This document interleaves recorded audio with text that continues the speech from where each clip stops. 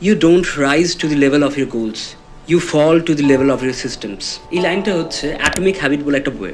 দেখুন, আমি প্রচুর সেলফ হেল্প বা সেলফ ইমপ্রুভমেন্টের বই পড়েছি এবং তার মধ্যে মোস্ট অফ দ্য বই কিন্তু মানে কাজ করে না, ভোগাস বলা যেতে পারে। কিন্তু যদি সত্যি কিছু বই পড়ে আমার খুব হেল্প হয়ে থাকে, তো সেটা থেকে আমি প্রথমেই তার মানে যাকে কংগ্রাচুলেশন জানাবো বা যে রাইটারকে জানাবো সেটা জেমস ক্লিয়ার এবং তার লেখা বই অ্যাটমিক। বই থেকে পড়ি আমি বুঝতে পারি যে জীবনে প্রচুর মানে ভালো চেঞ্জেস আনার জন্য যে প্রচুর বড় স্টেপ নিতে হবে সেটা ইম্পর্টেন্ট নয়, ছোট ছোট স্টেপগুলো কিন্তু খুব ইম্পর্টেন্ট জীবনে, এবং ছোট ছোট স্টেপগুলোই কিন্তু ভালো হ্যাবিট ফর্মের জন্য সব থেকে ইফেক্টিভ। আপনি ভাববেন যে জীবন চেঞ্জ করার জন্য আপনাকে বিরাট কোনো পদক্ষেপ নিতে হবে, কিন্তু ইম্পর্টেন্ট হচ্ছে ছোট পদক্ষেপে কিন্তু বেশি ইম্প্যাক্ট রাখতে পারে আপনার জীবনেতে।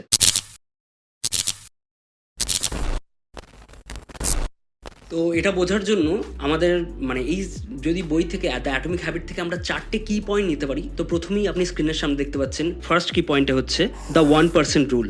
সেকেন্ড কি পয়েন্টে হচ্ছে গোলের পাছায় লাথি মেরে সিস্টেমকে ফোকাস করো বা সিস্টেমে ফোকাস করো। থার্ড হচ্ছে identity change rather than outcomes. আমাদেরকে আইডেন্টিটি চেঞ্জের উপর বেশি ফোকাস করতে হবে আউটকামের থেকে। এবং ফোর্থ পয়েন্ট হচ্ছে the 4 fundamental lodge of behaviour change. তো ফার্স্ট হচ্ছে দ্য 1% চেঞ্জ।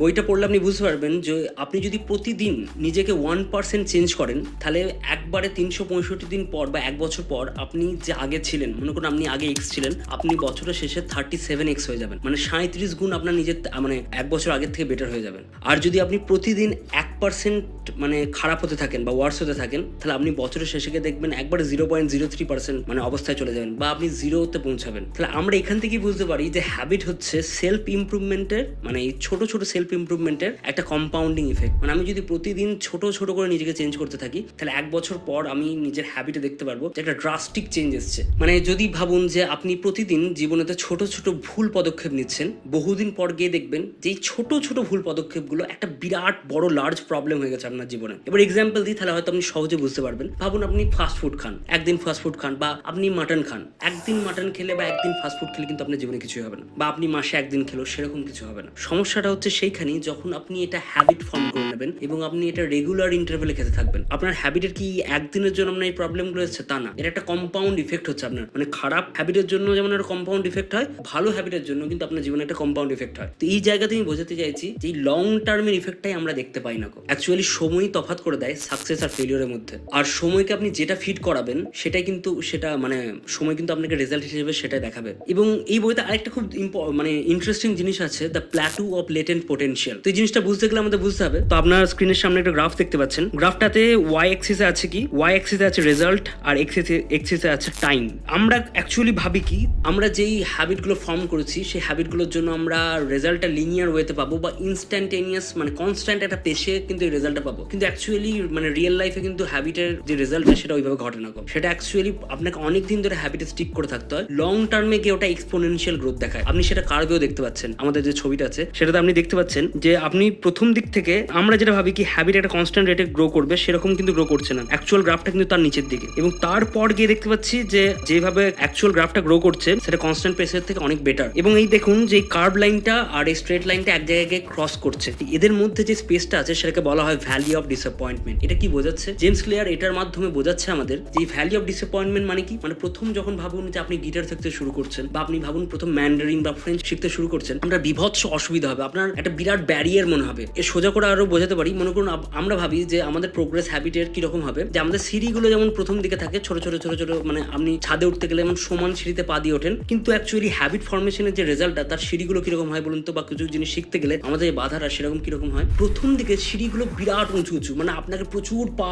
তুলে উঠতে হচ্ছে, মানে প্রথম দিকে আপনার খুব কষ্ট হয়। পরের দিকে দেখবেন সিঁড়িগুলো আস্তে আস্তে ছোট হতে থাকছে এবং তখন আপনি তাড়াতাড়ি উঠতে পারছেন। এবং প্রথম দিকে ব্যারিয়ারটা বেশি বলি, মানে প্রথম দিকে আপনি রেজাল্ট হয়তো বেশি দেখতে পান না। প্রথম দিকে দেখবেন প্রথম 4-5 মাসে গিটার শিখলে আপনি বেশি কিছু তুলতে পারছেন না, আপনি বেশি কিছু বাজাতে পারছেন না। বা আপনি প্রথম ম্যান্ডারিন বা ফ্রেঞ্চ বা জাপানিজ শিখলে আপনি বেশি কিছু বলতে পারছেন না, আপনি গ্রামার তখন জানেন না, আপনি বেশি ভোকাব জানেন না। তখন মনে হবে যে এতদিন ধরে এত কষ্ট করলাম, কোনো রেজাল্ট আসছে না কেন। এইটাই হচ্ছে ভ্যালি অফ ডিসঅ্যাপয়েন্টমেন্ট। এবং এই জায়গা থেকে অনেকজন ব্যাক অফ করে যায়, অনেকজন নিজের হ্যাবিট ছেড়ে দেয়। এই ভুলটা করতে হবে না, আপনাকে লং টার্ম এটা ক্যারি করতে হবে। এই হ্যাবিট গুলো মানে কনস্ট্যান্ট ম্যান্ডারিন শেখা, জাপানিজ শেখা বা প্রতিদিন গিটার শেখা, এইগুলো আপনি 1 থেকে 1.5 বছর পর আপনার ইমপ্রুভমেন্টটা বুঝতে পারবেন। এবং যখন ইমপ্রুভমেন্টটা বুঝতে পারবেন তখন বুঝতে পারবেন যেটা আপনার কত গুণ শেষের দিকে, মানে 1 বছর আগে যতটা খারাপ ছিলেন হঠাৎ আপনি ভাববেন আমি এত ভালো কখন হয়ে গেলাম। এইটাই হচ্ছে ম্যাজিক হ্যাবিটের। কনস্ট্যান্ট পেশে এটা গ্রো করতে থাকে আপনাকে। প্রথমে আপনি এর রেজাল্ট দেখতে পাবেন না, ফিউচারে কিন্তু এর এক্সপোনেনশিয়াল রেজাল্ট দেখতে পাবেন। সেকেন্ড পয়েন্ট হচ্ছে বইয়ের কি পয়েন্টসে, সেটা হচ্ছে the problem with goal setting. এই গোল সেট করা তো কিন্তু একটা সমস্যা আছে। ফার্স্ট পয়েন্ট হচ্ছে যে উইনার্স আর লুজার্সে কিন্তু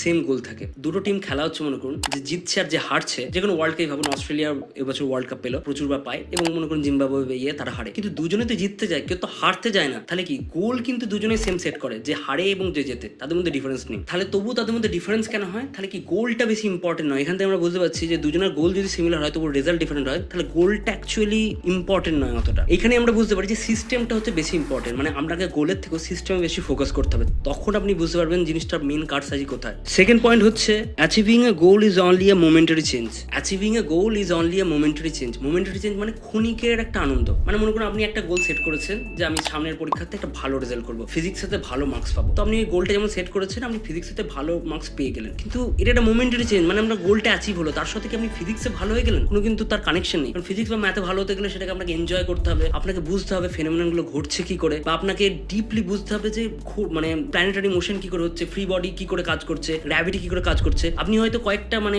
কোয়েশ্চেন পড়ে বা 10 ইয়ার্সের কোয়েশ্চেন পড়ে রেজাল্ট আপাতত ভালো করে নিলেন এবং এই নিজের গোলটাকে অ্যাচিভ করলেন, কিন্তু আপনার যেটা মেন গোল হওয়া উচিত ছিল, মানে মেন যে সিস্টেমে থাকা উচিত ছিল, সিস্টেমটা হওয়া উচিত ছিল আমি ফিজিক্সে বেটার পারফর্ম করবো, ফিজিক্সটাকে বোঝার চেষ্টা করবো, এবং অটোমেটিক দেখতেন ওর রেজাল্টটা বেটার পারফর্ম হতো, মানে যেটা আপনি গোল সেট করেছেন তার থেকে বেটার হতো আপনার। এবং থার্ড পয়েন্ট এটার হচ্ছে গোল স্ট্রিক্ট আওয়ার হ্যাপিনেস। এটা একটা সত্যি কথা যে গোল স্ট্রিক্টস আওয়ার হ্যাপিনেস। মানে মনে করুন আপনি এটা কিছু মানে ভাবলেন যে কিছু অ্যাচিভ করবো, যে সাপোজ আপনি ভাবলেন যে নেক্সট ইয়ারের মধ্যে আমাকে একটা প্রমোশন নিতেই হবে, মানে ওটা আপনার গোল হয়ে গেল, আপনি প্রমোশন নিয়ে নিলেন, কিন্তু প্রমোশন নিয়ে এই যে কদিন থাকলেন সেই কদিন এনজয়, তারপর দেখবেন হঠাৎ এই গোলটা যে চলে যাবে, সেই আপনার মধ্যে একটা হলোনেস তৈরি হবে, যে মানে হঠাৎ হ্যাপিনেসটা গায়েব হয়ে যাওয়া, মানে ডোপামিন কিকটা যখন আপনার শেষ হবে তখনই আপনার এই আনন্দটা কাজ করবে না, কারণ কি আপনি এই গোলটার সাথে আপনার হ্যাপিনেসটাকে মানে বাউন্ড করে রেখেছিলেন বা জড়িয়ে ফেলেছিলেন। তো এই ক্ষেত্রে মাঝে মাঝে প্রবলেম কি হয়, এই গোলটা কিন্তু হ্যাপিনেসের জন্য বাধা হয়ে দাঁড়ায়। ফোর্থ পয়েন্ট হচ্ছে goals are at odds with long term progress.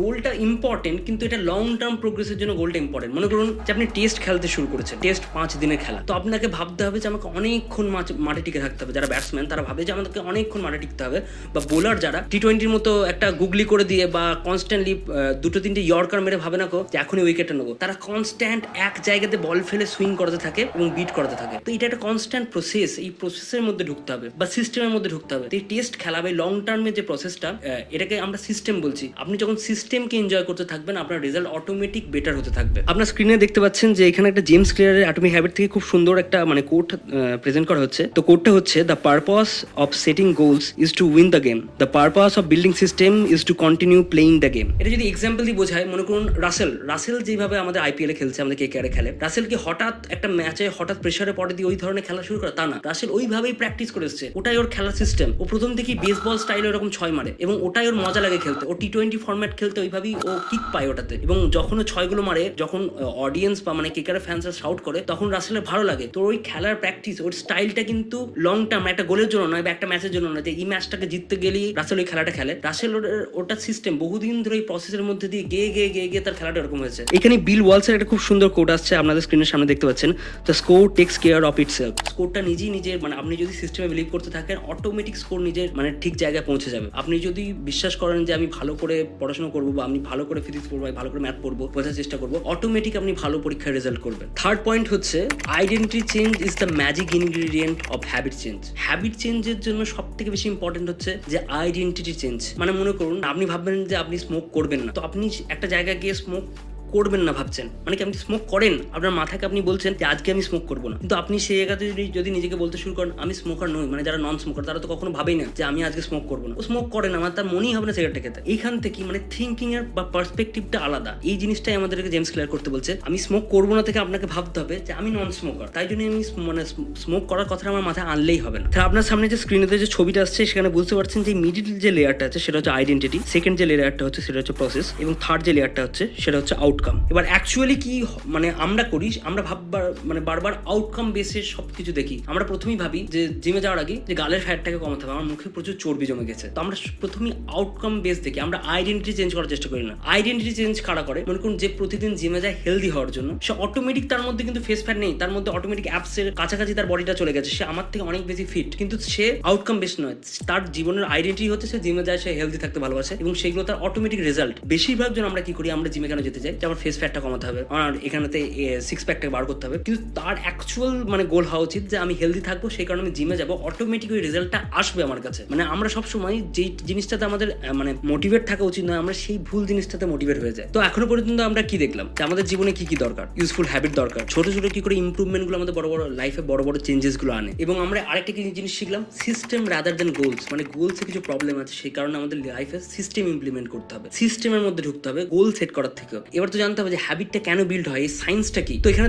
আপনার স্ক্রিনে আসছে, দেখতে পাচ্ছেন যে জেমস ক্লিয়ারের মানে এটাই কথা যে আমাদের এই 4টে জিনিস আছে। ফার্স্ট হচ্ছে কিউ, সেকেন্ড হচ্ছে ক্রেভিং, থার্ড হচ্ছে রেসপন্স এবং ফোর্থ হচ্ছে রিওয়ার্ড। কিউটা কি, মনে করুন আপনার মানে কোন একটা দোকানে গেলেই সিগারেট খেতে মনে হয়, তাহলে দোকানটা দেখলে আপনার মনে হবে সিগারেট খেতে, এটা হচ্ছে কিউ। তারপর হচ্ছে ক্রেভিং, ওই দোকানটা কি আপনার বারবার মানে যতক্ষণ দাঁড়িয়ে আছেন ততক্ষণ আপনার মনে হচ্ছে যে এবার খেতে হবে, এবার খেতে হবে, এই যে উতলা হওয়া, এটা হচ্ছে ক্রেভিং। আপনি কি করেন, রেসপন্স, মানে কি এটা সিগারেট কেনেন এবং ধরিয়ে খান, এটা আপনি রেসপন্স করলেন, এবং এই রেসপন্সটার জন্য বা এই অ্যাকশনটার জন্য যে অ্যাকশনটা আপনি ইমপ্লিমেন্ট করলেন সেটার জন্য আপনার কাছে একটা রিওয়ার্ড আসে। এবার রিওয়ার্ডটা কি, যে আপনার ডোপামিন কিক হচ্ছে, নিকোটিনগুলো যখনই আপনার বডিতে প্রবেশ করছে, ব্লাড স্ট্রিমে প্রবেশ করছে, আপনার একটা ডোপামিন কিক হচ্ছে। তো এই যে এইভাবেই কিন্তু প্রত্যেকটা মানে ব্যাড হ্যাবিট থেকে গুড হ্যাবিট, সব হ্যাবিটই এইভাবেই তৈরি হয়। এবার আমাদের বুঝতে হবে 4 লজ অফ বিহেভিয়ারাল চেঞ্জ। মানে বিহেভিয়ার চেঞ্জের জন্য 4টে ল জেমস ক্লিয়ার বলছে, মানে কোন বিহেভিয়ার সহজে আপনি নিজের মধ্যে ঢোকাবেন এবং কোন বিহেভিয়ার সহজে আপনি বাদ দিতে পারবেন। দেখুন, আপনার মধ্যে ভালো হ্যাবিটও আছে, খারাপ হ্যাবিটও আছে। কেন আমি বলতে পারি যে আপনার ভালো হ্যাবিট হয়তো জিম যাওয়া, আপনার খারাপ হ্যাবিট হয়তো স্মোক করা বা ড্রিঙ্ক করা। আপনাকে জানতে হবে যে খারাপ হ্যাবিটের জায়গাতে ভালো হ্যাবিটকে কি করে পুশ করবো। তো এই হ্যাবিট জিনিসটা মানে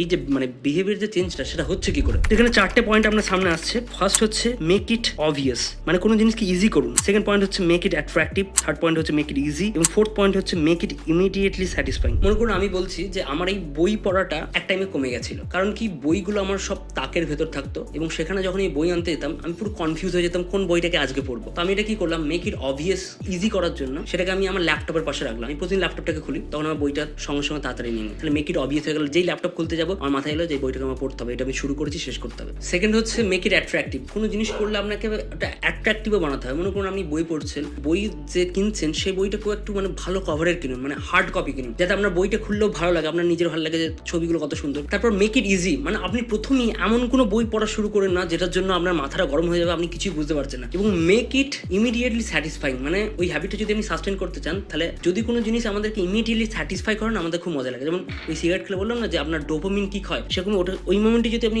ইমিডিয়েটলি স্যাটিসফাইং কোনো একটা জিনিস করেন, তাহলে আপনার কিন্তু খুব মজা লাগবে। তো আপনি বুঝতে পারলেন, মানে আমি যেটাকে বোঝানোর চেষ্টা করলাম যে অ্যাটমিক হ্যাবিটে আমাদের মেন মুদ্রা কথাই বলছে কি, হ্যাবিট কি করে ফর্ম করতে হবে, বাজে হ্যাবিট কি করে ছাড়তে হবে, ভালো হ্যাবিট কি করে নিজের লাইফে ইমপ্লিমেন্ট করতে হবে, এবং সেটার জন্য সিস্টেমে যেতে হবে, গলে গেলে হবে না। এবং ছোট ছোট চেঞ্জের জন্য আমাদের লাইফটা কতটা চেঞ্জ হতে পারে। তো এই বইটা যারা পড়েছেন তারা জানাতে পারেন তাদের কি হেল্প হয়েছে কি হেল্প হয়নি। আর যদি কোনো চান যে কোনো সেলফ হেল্প বই আমি আপনাদেরকে বলে শোনাই বা সেটাকে এক্সপ্লেন করি, তো আমাদের কমেন্টে লিখতে পারেন। আর যদি ভিডিও সত্যি আপনার ভালো লাগে তাহলে লাইক, শেয়ার এবং সাবস্ক্রাইব করে দিন। Thank you.